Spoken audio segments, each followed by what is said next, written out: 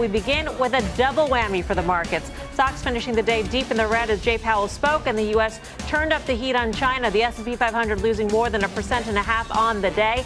We've got full team coverage standing by to hit both big headlines. Eamon Javers with us from the White House, but we kick things off with Steve Liesman and fresh comments from Fed Chair Jay Powell. Steve. Thanks, Melissa. Fed Chairman Jerome Powell 7 times in a speech on Tuesday said interest rate policy will depend on the economic data. He added, though, the economy is overall in good shape despite some troubles on the horizon. Many indicators show a historically strong labor market with solid job gains, unemployment at a half-century low, and rising prime-age labor force participation. But there are risks to this favorable outlook, principally from global developments. Growth around much of the world has weakened over the past year and a half, and uncertainties around trade, Brexit, and other issues pose risks to the outlook.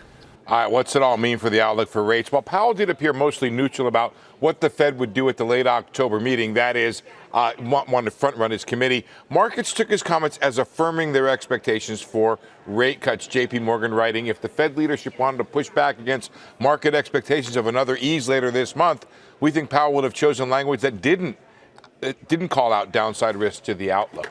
Speaking in Denver, the Fed chair also said the central bank will begin increasing the size of its balance sheet on a permanent basis. That reverses a policy from last year and the year before to reduce the balance sheet, which was swelled during the financial crisis, trying to get it back down to a more normal level.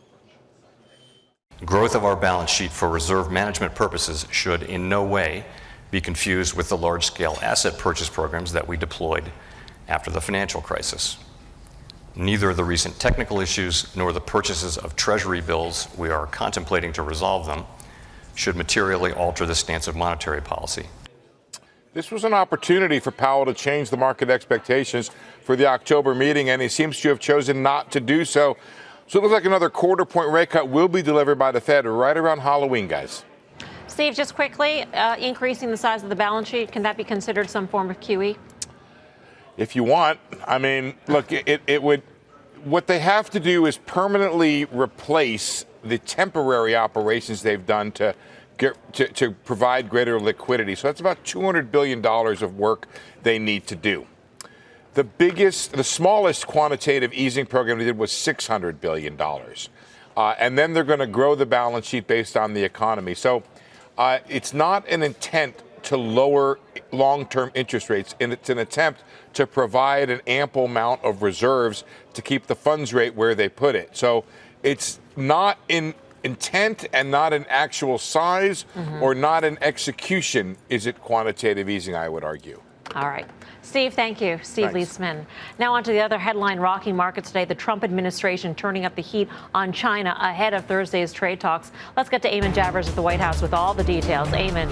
Yeah, Melissa, the trade talks are scheduled for Thursday and Friday. That's when the higher level officials will be meeting to hash out all these differences. But ahead of that, what we've seen now is this flurry of actions and threats back and forth from the Chinese side to the U.S. side and vice versa. I've laid out some of them here on this graphic so you can keep track of everything that's happening. The U.S. Versus China. First of all, the U.S. is talking about restricting government investments in Chinese companies. That's one idea under discussion. Also blacklisting a number of firms on the Chinese side. And then finally, those visa restrictions that we saw earlier today on certain Chinese officials in the wake of that crackdown that we saw in China on a minority group there. All those actions or threats taken by the U.S. side. On the Chinese side, though, this action against the NBA is one key area where they're putting pressure on an American entity in a very visible and very public way. And we're also seeing now some criticism from the Chinese media anyway of Apple Inc. over an app that some protesters are using to navigate in Hong Kong during the protest. Chinese media is saying that Apple is not sensitive to the feelings of the Chinese people. So a lot of tension points here ahead of those talks Thursday and Friday. We'll see if any of that moves the needle. The president says he doesn't want a small deal. He still wants that big deal he's talking about. The big unknown this week, though, is whether this impeachment effort against the president is going to change the dynamic here in any way as the Chinese sit down with their American counterparts. Melissa. Eamon, is the Chinese delegation in town? there are lower level officials who are here now, yes. And I don't know exactly when all the higher level officials are going to be in town, but we've seen some of them already arrive. So yes, but we'll see whether they actually go forward with those meetings, because at this point you would say that just about anything could happen here. The expectation is everybody will sit down around a table and hash it all out later in the week. Okay. Eamon, thank you. Eamon Javers at the White House. So this seems to be like we are turning up the heat gradually, degree by degree by degree, as we approach October 11th. That's that whole, you put a frog in a thing of water and you slowly, it's not going to write that whole... When does a frog but I've feel heard the boil? that before. I'm not really sure. Not being a Are frog. we still doing that to frogs? I mean, No, you can't do anything like that. Let's be clear. Nobody does that to frogs on the show. No frogs were injured in the making of the show. In the making of this show. But the more you know. Love the music. No, I mean, and you wonder if, Mr. Powell's comments today, President Trump says, now the Fed finally has my back. Now I can ratchet up the trade tension talks. Without question, I mean, I'm a conspiracy theorist. It makes a lot of sense. But to your earlier question, Steve Liesman, is a quantitative easing. You can call it anything you want. That's exactly what it is, because this time last year, we were on autopilot for balance sheet reduction, and now we're on autopilot the other way in a year with the S&P 500 effectively at all-time highs. I think it's crazy. I think the reason why the market sold off, though, in my opinion, was the rhetoric that we talked about with President Trump. So the Fed might have your back. But again, I'll say this again. This was started in March of 2018. It's now October. I don't think we're any closer today than we were 18 months ago. So Eamon said something kind of interesting about the trade talks later this week. He said anything could happen, and I think that's very unlikely that anything could happen. I think the likelihood is that not a whole heck of a lot happens. So the idea that you were going to get the best case scenario of some grand deal. That falls under the umbrella of anything? Well, I think that falls under anything. Okay, go back to your boiling is very important. My point very simply is given the rhetoric early this week and over the weekend, the likelihood of a broad deal that is going to be great for economic growth globally and great for our stock market is not very likely. So at this point, now we have the situation where we get some deal where each side can maybe save a little face. Maybe that's focused on tariffs, or everything falls apart. The president has a little tantrum, pulls his negotiators, which don't think for a second that couldn't happen. That could happen, and I think that would be more of what we had today in the markets. We would see the S&P lower in those scenarios. I would think that for the Chinese, saving face could mean pulling out of these talks, walking away from that table and not actually engaging. What's should be very concerning for the markets is not only is doing nothing something, but walking away is very bad. And the way this administration, rightly or wrongly, but treating China much like we've treated outlaw nations. So, and apologies, Russia, but I mean, when you're starting to talk about restricting visa access, you're starting to talk about some of these restrictions that are more on the sanctions line and have nothing to do with trade.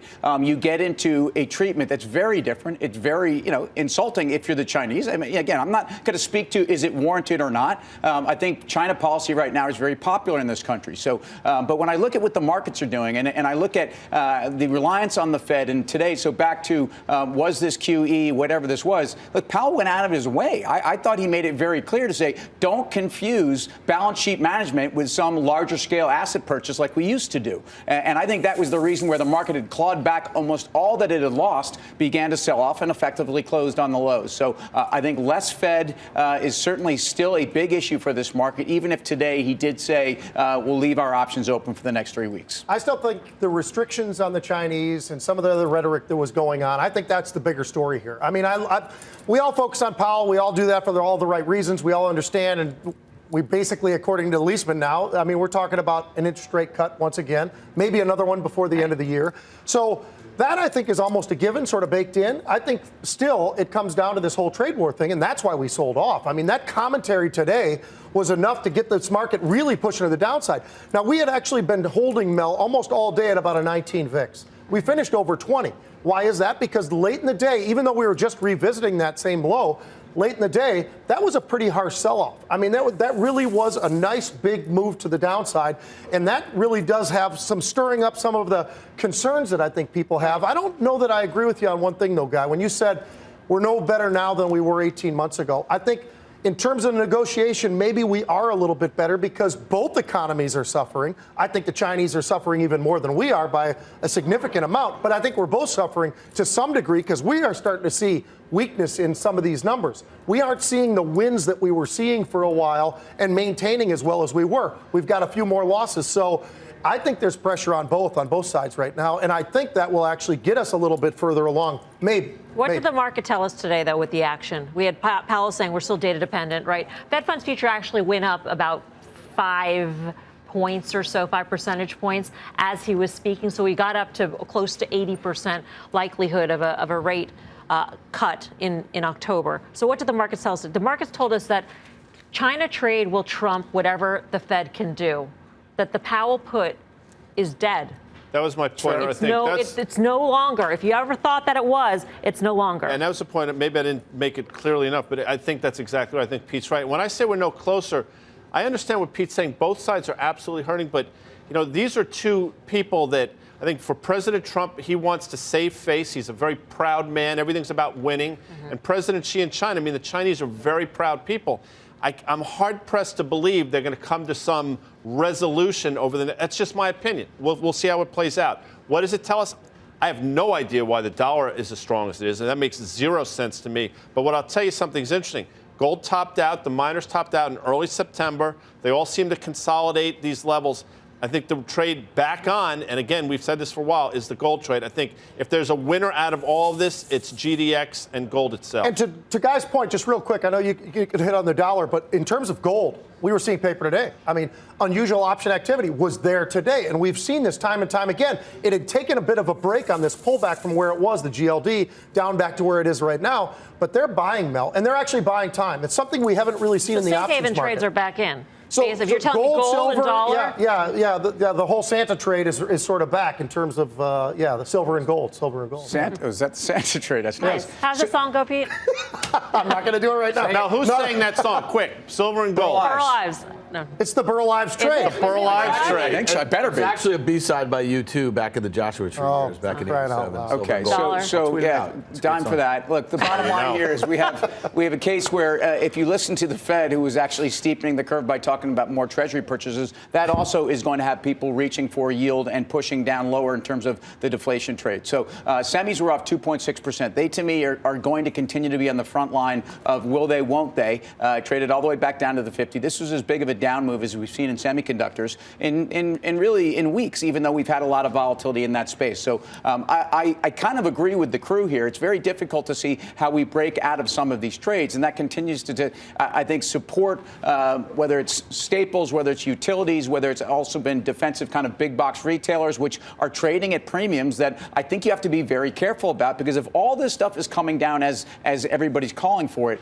the consumer is going to be in a very difficult place as soon as the end of the year. And I mean that because we're going to start to see, even the Fed was asked about payroll numbers, right? Sure. They talked about the downward revisions to payrolls, which are now at 153 average over the last 3 months. So be careful of that. You know, it's funny. It feels very similar, but in different ways to last quarter, Q4 last year, when you think about it, because at the end of the day, that government shutdown was the thing that I think took the air out of the consumer in the near term. And then you had that negative wealth effect with the stock market starting to go down. I just want to make one point about, you mentioned utilities and staples. They acted really well until about November or late November. The S&P was already in a downturn last year, but when the bottom fell out in December, utilities and staples went down at least 10-12% in line with what the market was doing at the time. So right now you see utilities, again, trading at high valuations. You see staples trading at high valuations. I think you have to fully expect, if the S&P takes a leg lower, that those two groups will follow suit. And that's exactly what Carter Braxton Worth said yesterday. With the you watch our utilities, show? big drawdown. I was in the market zone and I was well yesterday. He was in the market zone. Yeah. The market zone. It's that fancy new segment that they have. Lisa crushed it. Got to check it out. Yeah.